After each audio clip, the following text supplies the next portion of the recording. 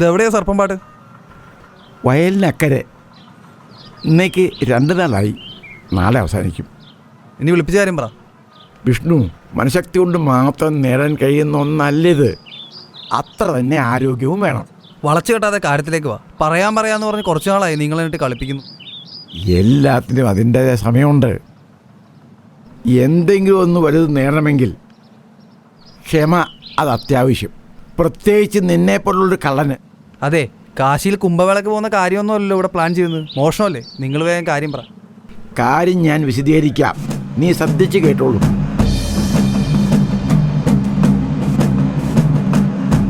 നൂറ്റാണ്ടുകൾക്ക് മുമ്പ് അന്ന് കൊച്ചിയും തിരുവിതാംകൂറും പഴയ നാട്ടുരാജ്യമാണ്.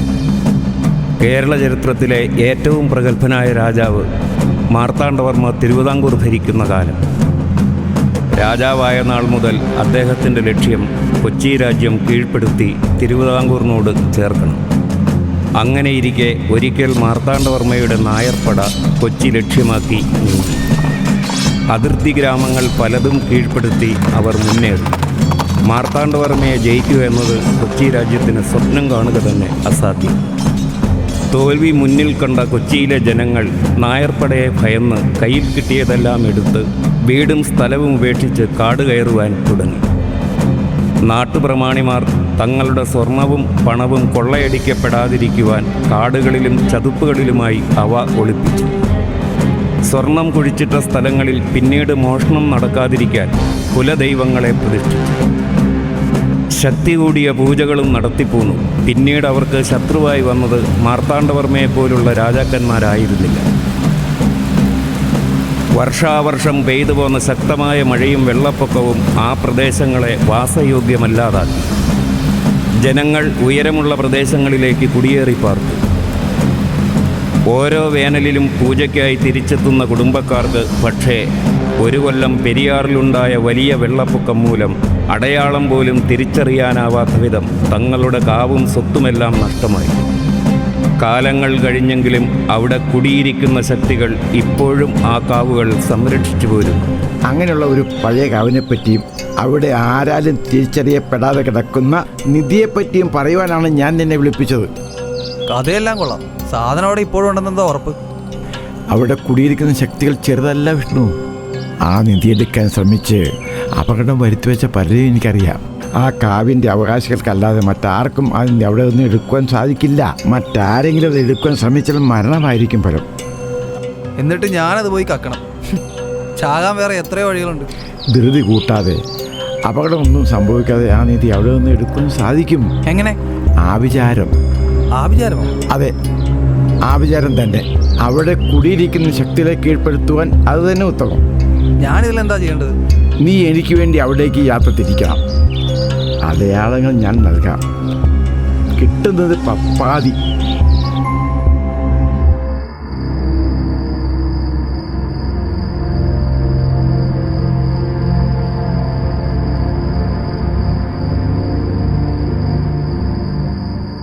നീ ഇവിടെ നിൽക്ക്.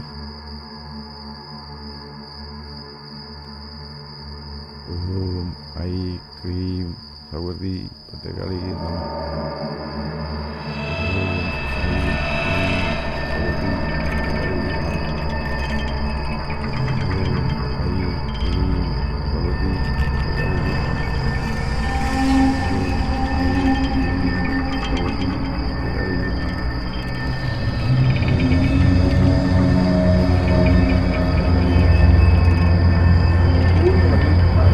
പോകുന്ന വഴിയിൽ പല തടസ്സങ്ങളും നേരിടേണ്ടി വരും. ഭയപ്പെടാതെ ലക്ഷ്യത്തേക്ക് നീങ്ങുക. നിന്റെ കൂടെയുള്ള സഹായിയും കൂട്ടിക്കൊള്ളൂ. കുറച്ച് നാളായാലും അവൻ്റെ കൂടെ കൂടിയിട്ട് പണിയൊന്നും അറിയില്ല. അവനെ കൂടെ കൂട്ടണം. നൂറ്റാണ്ടുകളായി മനുഷ്യസ്പർശം ഏൽക്കാത്ത തനി പ്രേതപ്പറമ്പ്. അവിടം വഴി ഒറ്റയ്ക്ക് പോകുന്നത് അബദ്ധം. എത്തിപ്പെടാൻ താമസം ഉണ്ടാവും. ഇപ്പം തന്നെ പുറപ്പെട്ടോളൂ.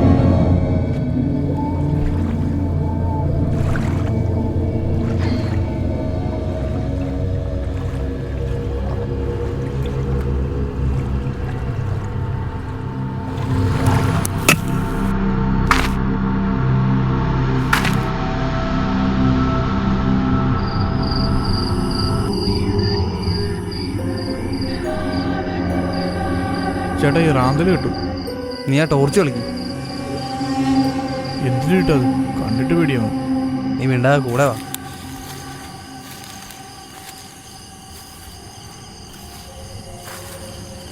നീ പേടിക്കില്ലെങ്കിൽ ഞാൻ ഒരു കാര്യം പറയാം. ചേട്ടൻ കാര്യം പറ. ഇതൊക്കെ പഴയ ശവപ്പറമ്പായിരുന്നു. ശവപ്പറമ്പോ? അതെ, പണ്ട് യുദ്ധങ്ങളിൽ മരിച്ച ഒരുപാട് പേരെ ഇവിടെ അടക്കിയിട്ടുണ്ട്. അത് കഴിഞ്ഞ് കാലം കുറേ ആയെങ്കിലും ആ ആത്മാക്കൾ ഇതുവഴി അലഞ്ഞ് നടക്കുന്നുണ്ടെന്നാണ് പറച്ചിൽ. ഈ നാട്ടുകാരും ഇതുവഴിയൊന്നും പോകാറില്ല. പോയവരാരും ഇതുവരെ തിരിച്ചു വന്നിട്ടുമില്ല. അപ്പോൾ നിധി കിട്ടിയില്ലേലും നല്ല പണി കിട്ടുമെന്ന് ഉറപ്പായി.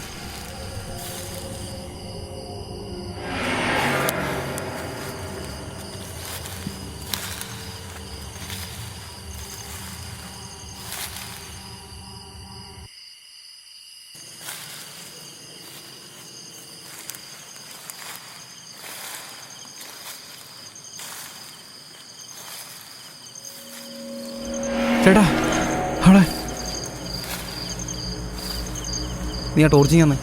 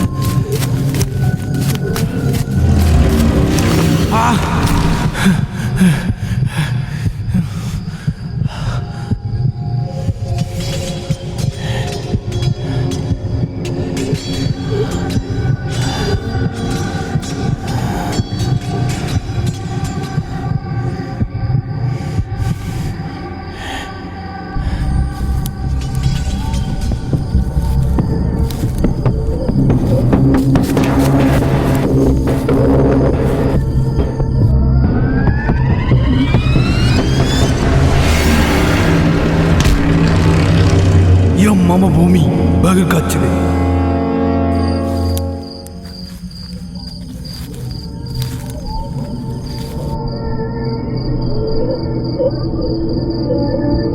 പോകുന്ന വഴിയിൽ പലതും കണ്ടെന്ന് വരാം. ഒന്നിനും പുറകെ പോകരുത്. അത് നിങ്ങളെ അപകടത്തിൽ ചാടിക്കും.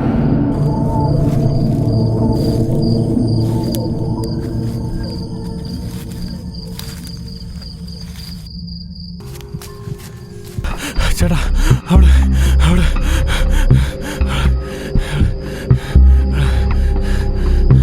ഇനി ഇവിടെ നിൽക്കണ്ട, നീ വന്നേ.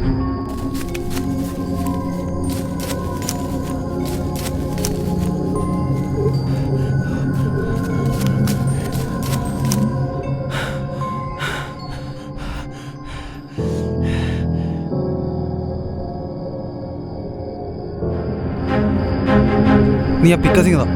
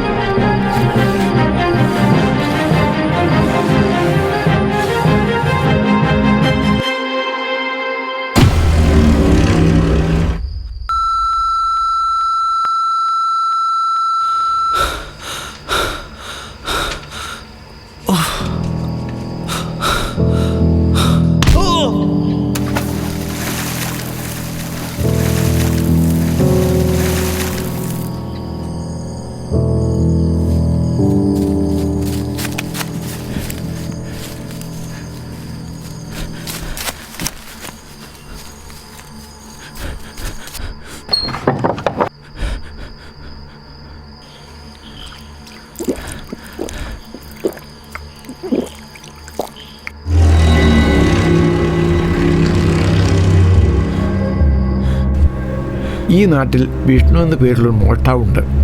പ്രവൃത്തി കളവാണെങ്കിലും രക്തം പെരിങ്ങോട്ട് മനക്കില്ലയാ. അവനിലൂടെ മാത്രമേ നമുക്ക് നിധി നേടിയെടുക്കാനാകൂ. ആ കാവിൻ്റെ അവകാശികൾക്കല്ലാതെ മറ്റാർക്കും അതിന് അവിടെ നിന്ന് എടുക്കുവാൻ സാധിക്കില്ല.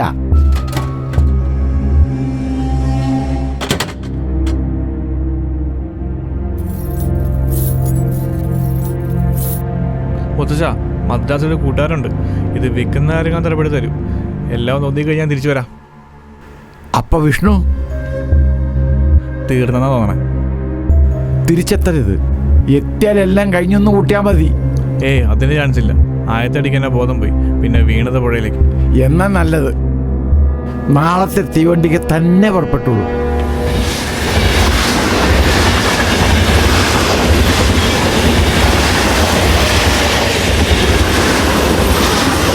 ഈവനിങ് ड्राइव के नाम करने किलंबू. हाँ, स्टेशन पक्का के काल आएंगे तो को पड़ रहा है. हाँ ओके.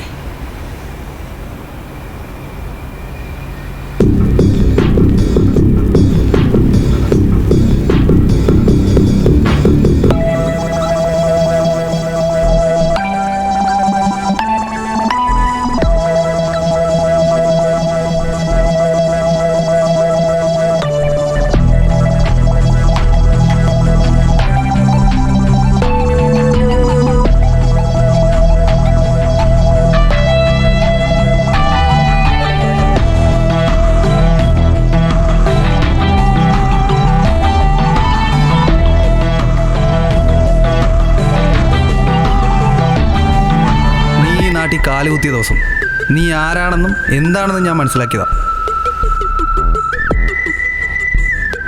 എങ്ങോട്ടാ? ഇവിടെ പരമേശ്വരൻ താമസിക്കുന്നില്ലേ മുത്തച്ഛനാ, അങ്ങോട്ടേക്കാ.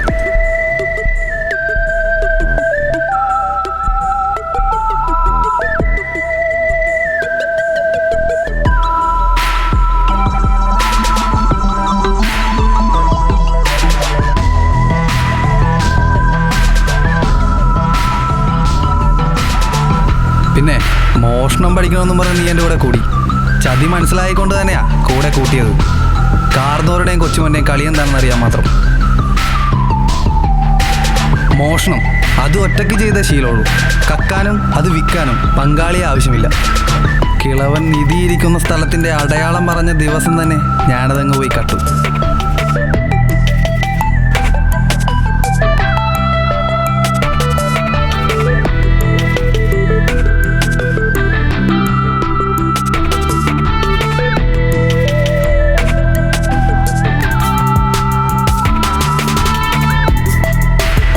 നൂറ്റാണ്ടുകളായ ആരും പോകാത്ത പ്രേതപ്പറമ്പിൽ നട്ടപ്പാതിരേക്ക് പോയി കക്കാൻ എനിക്ക് തലയ്ക്ക് ഓളമൊന്നുമില്ല.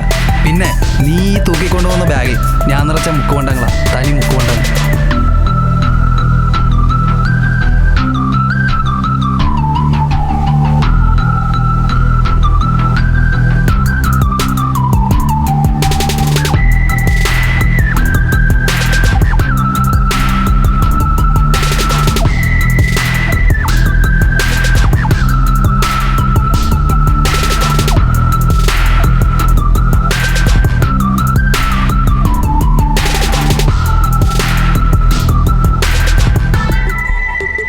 മുക്കുവണ്ടം വിൽക്കാൻ ശ്രമിച്ച മലയാളി യുവാവ് ചെന്നൈയിൽ അറസ്റ്റിൽ. എറണാകുളം സ്വദേശി സുധീഷിനെയാണ് മുക്കുവണ്ടം വിൽക്കുന്നതിനിടയിൽ ചെന്നൈ പോലീസ് അറസ്റ്റ് ചെയ്തത്.